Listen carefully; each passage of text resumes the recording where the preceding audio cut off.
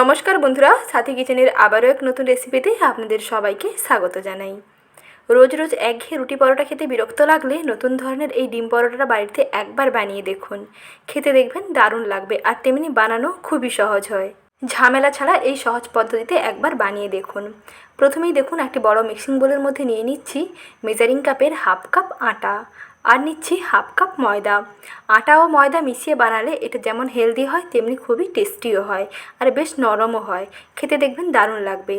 তাই half cup আটা half cup ময়দার সঙ্গে অল্প একটু স্বাদ মতো লবণ দিয়ে দিলাম। তারপরে দিয়ে দিচ্ছি 1 টেবিল চামচ সাদা তেল, রিফাইন্ড সয়াবিন অয়েল দিয়ে দিচ্ছি। এখন সব কিছুকে একসঙ্গে ভালো করে মিশিয়ে নেব। আটা ও ময়দার সঙ্গে লবণ ও তেল ভালো করে মিশিয়ে নিয়ে একটুক্ষণ ময়াম দিয়ে নিচ্ছি। ময়াম দেওয়া হয়ে গেলে তারপরে অল্প অল্প জল দিয়ে মেখে একটা ডো তৈরি করতে হবে। আর জল দিয়ে মাখার সময় সবসময় জলটা একটু অল্প অল্প করে দিয়েই মাখবেন। তাহলে দেখবেন নিজেরাই বুঝতে পারবেন যে কতটা জল লাগবে। একসঙ্গে বেশি পরিমাণে জল দিয়ে দেবেন না, তাহলে কিন্তু হয় ডোটা নরম হয়ে যাবে বেশি, আবার যদি জলটা কম হয় তাহলে কিন্তু ডো শক্ত হয়ে যাবে। তাই জলটা সবসময় এরকম হাতের মধ্যে অল্প অল্প করে নিয়ে মাখতে থাকবেন, তাহলে দেখবেন মাখানো একেবারে ঠিকঠাক হবে। আর এখানে যে ডোটা বানাবেন একেবারে শক্তও নয় আবার একেবারে নরমও নয়, মাঝামাঝি ঘনত্বের একটা ডো তৈরি করতে হবে। যেমন সাধারণত আমরা রুটি পরোটার জন্য ডো তৈরি করি, ঠিক তেমন করে ডোটা বানিয়ে নিয়েছি। আর ওপর থেকে এরকম 1 চামচ তেল মাখিয়ে রেখে দেবেন, যাতে ডোর ওপরটা ড্রাই না হয়ে যায়। আর এরকম একটু তেল মাখিয়ে 10 মিনিটের জন্য একটু ঢাকনা দিয়ে স্ট্যান্ডিং টাইমে রেখে দিলে ডোটা দেখবেন আরও আগে থেকে সফট হয়ে যাবে। দেখুন একটু ভালো করে মেখে নিলাম, তারপর একটু ঢাকনা দিয়ে ঢেকে 10 মিনিটের জন্য রেখে দিচ্ছি।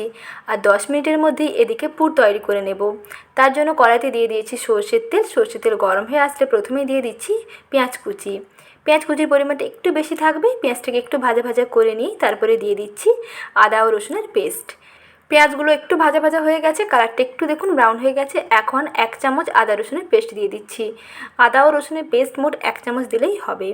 তারপরে দিচ্ছি কুচনো কাঁচা লঙ্কা। ঝালটা পছন্দ মতন দিয়ে দেবেন। যদি ঝাল একটু বেশি খেতে চান তাহলে অবশ্যই কাঁচা লঙ্কার পরিমাণটা বাড়াবেন, আর যদি মনে হয় ঝালটা একটু কম খাবেন তাহলে 1টি থেকে 2টি কাঁচা লঙ্কা এরকম ছোটো ছোটো করে কেটে দিয়ে দিতে পারেন। কিছুক্ষণ দেখুন একটু ভেজে নিচ্ছি।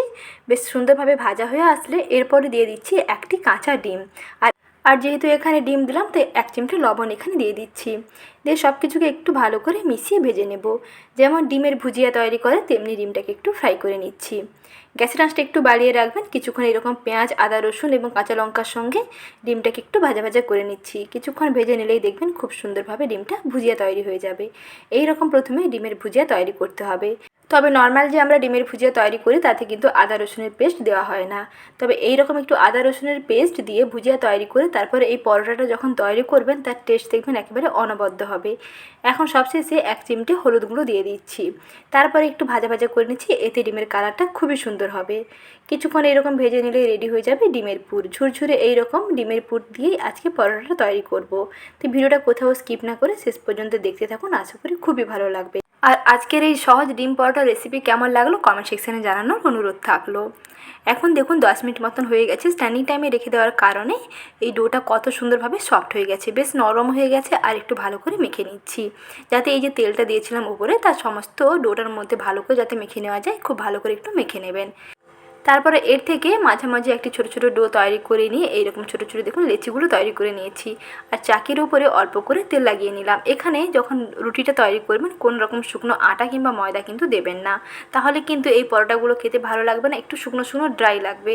তাই এখানে একটু তেল দিয়ে বেলার চেষ্টা করবেন। আর তেল ছাড়াও দেখবেন খুব সহজেই বেলা হয়ে যাবে।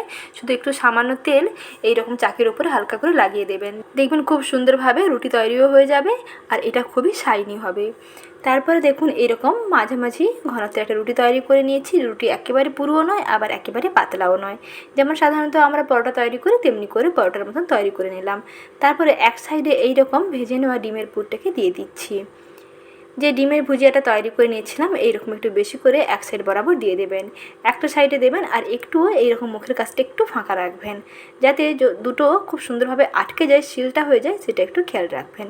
একটু হাত দিয়ে এরকম চেপে দেবেন, এই ডিমের পুরটা খুব সুন্দরভাবে রুটির গায়ে বসে যাবে। তারপরে একটু এরকম বেলুনটা দিয়ে একটু বেলে নেবেন। এতে এই ডিমগুলো দেখবেন রুটির গায়ে খুব সুন্দরভাবে বসে যাবে।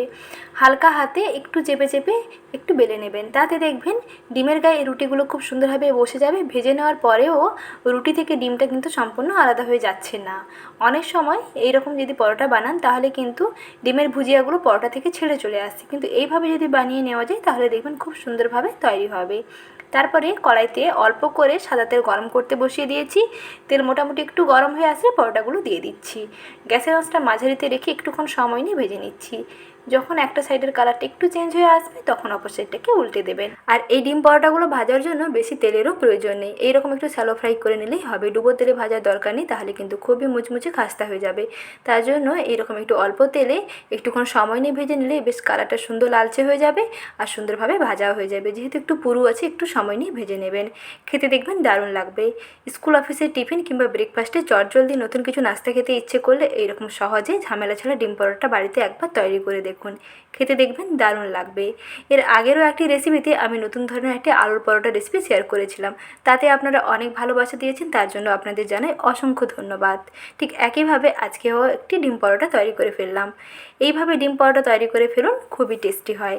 আর এইরকম ডিম পরোটা একটি খেলে পেটও ভরবে, মনও ভরবে। বাচ্চাদের স্কুল টিফিনে দিয়ে দেখুন, টিফিন বক্স দেখবেন একেবারে খালি নিয়েই আসবে। খেতে খুবই দুর্দান্ত হয় আর বানানো খুবই সহজ হয়। সহজেই ডিম পরোটা রেসিপি ভালো লেগে থাকলে ভিডিওটিতে প্লিজ লাইক করবেন, আর এইরকম নতুন নতুন রেসিপি পেতে চ্যানেলটিকে সাবস্ক্রাইব করে রাখবেন। আর পাশে থাকা বেল আইকনের অল বাটনটিও প্রেস করে রাখবেন, নতুন ভিডিওর আপডেট সবার আগে পেয়ে যাবেন। আজ এই পর্যন্ত এখানেই বিদায় নিচ্ছি। আবারও শীঘ্রই হাজির হচ্ছি নতুন রেসিপি নিয়ে। পরবর্তী রেসিপি দেখার আমন্ত্রণ থাকলো। ভালো থাকবেন, সুস্থ থাকবেন, ধন্যবাদ।